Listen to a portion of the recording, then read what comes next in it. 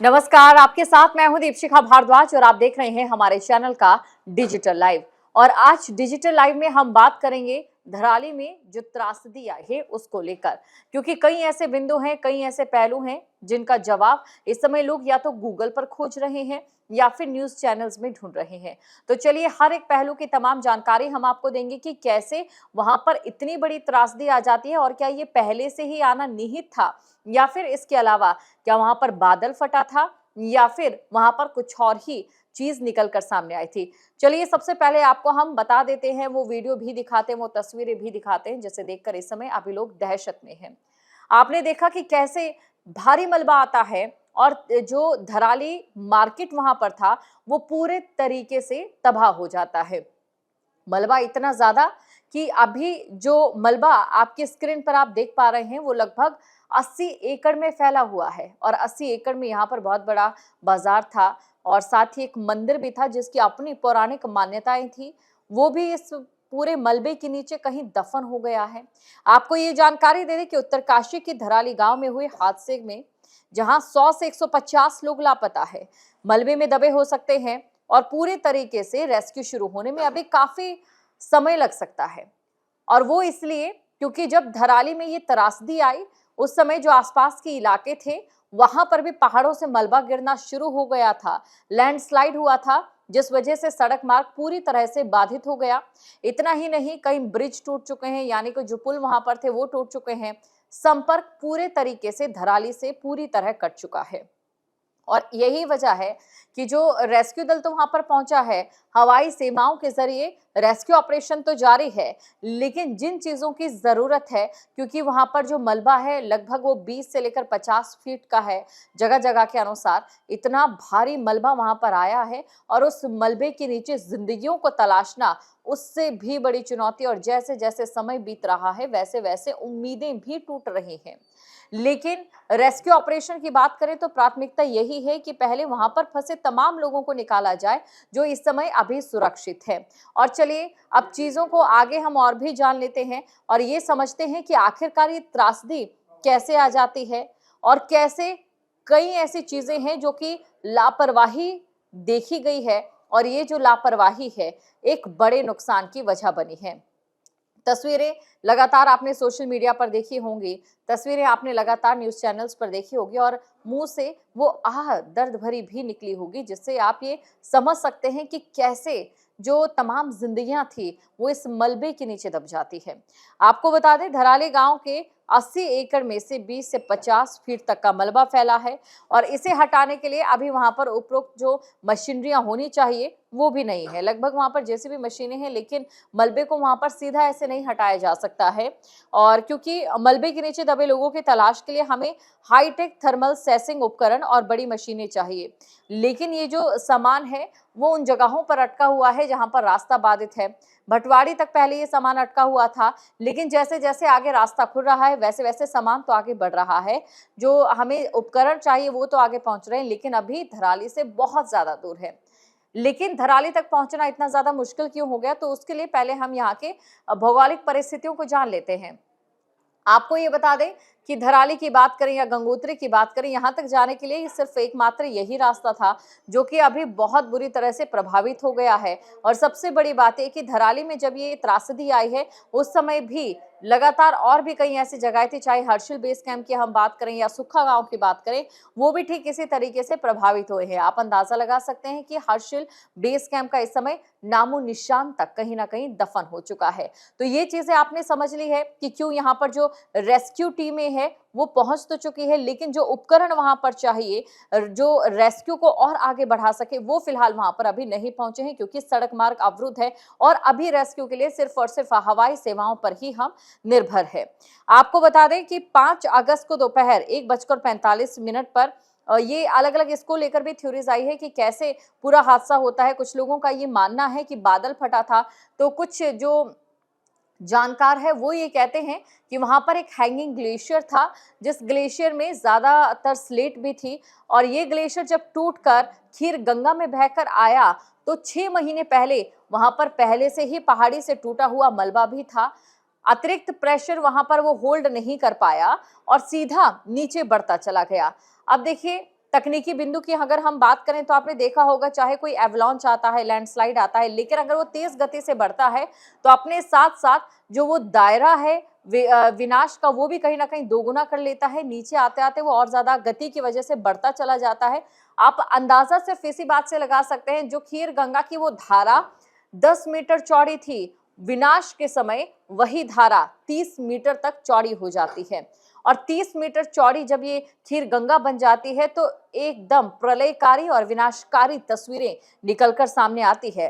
महज 34 सेकंड में धराली गांव को जमींदोज कर दिया गया। हालांकि अब तक कई लोगों की मौत की पुष्टि हो चुकी है और बहुत से लोग ऐसे हैं जिनका रेस्क्यू कर दिया गया है, लेकिन अभी भी कई सवाल बाकी हैं। सवाल ये कि क्या धराली में पहली बार ऐसा हुआ है? तो इसको लेकर एक ऐसी जानकारी आपको बताते हैं जो शायद ही आपने ना सुनी हो। आपको ये बता दें कि धराली का ये जो मार्केट बसा हुआ है, ये मार्केट यहाँ पर पहले नहीं हुआ करता था। ये मार्केट यहाँ पर टूरिज्म को लेकर बसाया गया था। जो लोग यहाँ पर पहुंचे थे उन्होंने वहां पर होटल खोले थे, रिजॉर्ट खोले थे, मंदिर वहां पर हुआ था या इक्का दुक्का घर वहां पर हुआ करते थे। लेकिन जो असल धराली विलेज है, यानी कि हम कह सकते हैं जो पारंपरिक धराली विलेज है, वो इस क्षेत्र से थोड़ा सा दूर है। और जिस जगह पर धराली का ये विलेज मौजूद है, वहां पर इंटरनेशनल जो इंपोर्ट और एक्सपोर्ट का काम भी चलता है। इसके अलावा आपको ये भी बता दें कि वहां पर इस प्रकार का कोई नुकसान नहीं हुआ। लेकिन जैसे जैसे समय बढ़ता गया, तलहटी में, ये नदी की तलहटी में ये पूरा मार्केट जो है वो बसा हुआ था। और साथ ही इसको बसाने को लेकर अगर वहां के स्थानीय लोगों से आप बात करेंगे या बाकी लोगों से बात करेंगे, उनका ये कहना है कि आउटसाइडर्स वहां पर ज्यादातर आते थे, या फिर जो लोग गंगोत्री धाम के लिए जाते थे वो लोग वहां पर आते थे, तो उनको रहने के लिए, उनको वहां पर रुकवाने के लिए एक तरीके का आय का जरिया वहां पर बना हुआ था। वहीं आपको ये भी जानकारी दे दें कि यहाँ पर पहले मौका नहीं है कि जब इस तरीके की कोई त्रासदी आई हो। इससे पहले जब केदारनाथ की त्रासदी आपको याद होगी, जब वहां पर भी एक मंजर हमने खौफनाक देखा था, उस समय इसी क्षेत्र में इसी प्रकार की तबाही थी, लेकिन नुकसान इतना ज्यादा नहीं था। उससे पहले भी यहाँ पर कई ऐसे मामले सामने आ चुके हैं। हैरानी की बात है कि 1991 की हम बात करें या उससे पहले की बात करें, एक विनाशकारी बाढ़ भी यहाँ पर आई थी। कहा जाता है कि जहां पर ये थराली बसा हुआ था, जो इस समय आप देख सकते हैं, जहां पर 20 से लेकर 50 फीट का मलबा है, जहां पर ये धराली पूरा मार्केट बसा हुआ था, ये उसी मलबे पर बसा हुआ था जो कि बाढ़ के साथ बहकर आया था। उसी मलबे पर ये पूरा का पूरा जो धराली क्षेत्र है, जो अभी नया बसा है, हम उसे मॉडर्न विलेज भी अगर कहेंगे तो गलत नहीं होगा, क्योंकि जो पारंपरिक धराली विलेज है वो यहाँ से थोड़ा अलग है। और आप अंदाजा लगा सकते हैं, वहां पर जो सेब होते हैं वो इतनी अच्छी क्वालिटी के होते हैं कि शायद ही भारतीय लोगों को खाने को मिलते होंगे। वो सीधा यहाँ से एक्सपोर्ट हो जाते हैं दूसरे देशों में, वहीं से उन सेबों को तोड़ा जाता है, वहीं से उन सेबों को पैक किया जाता है और वहीं से उन जो सेबों को है वो एक्सपोर्ट भी कर दिया जाता है। लेकिन वहां पर इतना नुकसान नहीं हुआ है, या फिर वहां पर जो नुकसान है ना के बराबर हुआ है।